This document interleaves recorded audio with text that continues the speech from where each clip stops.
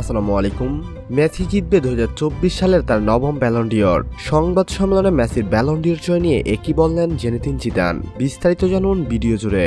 সেই 2009 সাল থেকে শুরু, এখন 2024। এ পর্যন্ত ব্যালন ডি'অর জিতেছেন মেসি 8টি, আর 2024 সালের ব্যালন ডি'অরটি নবমবারের মতো জিততে যাচ্ছেন তিনি, এমনটাই মনে করছেন অনেকেই।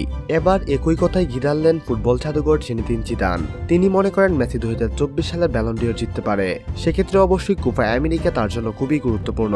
তিনি বলেন মেসি তার দীর্ঘ ক্যারিয়ারে 8বারই ব্যালন ডি'অর জিতেছেন, সেক্ষেত্রে দেখা যায় তার সমান প্রতিদ্বন্দ্বীকেও কোনো না কোনোভাবে তিনি হারিয়েছেন। আর তার গোপন রহস্য হচ্ছে তার খেলা, তার খেলার ধরন, তার ড্রিবলিং, তার প্লেমেকিং এবং তার গোল স্কোরিং থেকে তার অ্যাসিস্ট পর্যন্ত মানুষকে অবাক করে, যা অন্যান্য খেলোয়াড়ের মধ্যে নেই। তবে মেসি যদি 2024 সালের কোপা আমেরিকাতে ভালো কিছু করতে পারে এবং শেষ পর্যন্ত ট্রফি জিততে পারে, তাহলে একমতো বলাই যায় যে মেসি 2024 সালের ব্যালন ডি'অর জিততে যাচ্ছে। ব্যালন ডি'অর এমন একটি পুরস্কার যা ফুটবলারকে সম্মানিত করে, তবে ফিফার বর্ষসেরা ফুটবলার হওয়া নিয়ে মেসির কোনো ইচ্ছাই নেই। মেসির একটাই ইচ্ছা খেলাটাকে উপভোগ করা, আর সেটা তিনি উপভোগ করে যাচ্ছেন। প্রতিনিয়তই ম্যাচ বাই ম্যাচ গোল করছেন, ড্রিবলিং করছেন, প্লেমেকিং করছেন। তবে তার এই সমীকরণগুলোই তাকে ব্যালন ডি'অরের কাছে পৌঁছে দেয়, যেমনটি 2023 সালে ঘটেছে।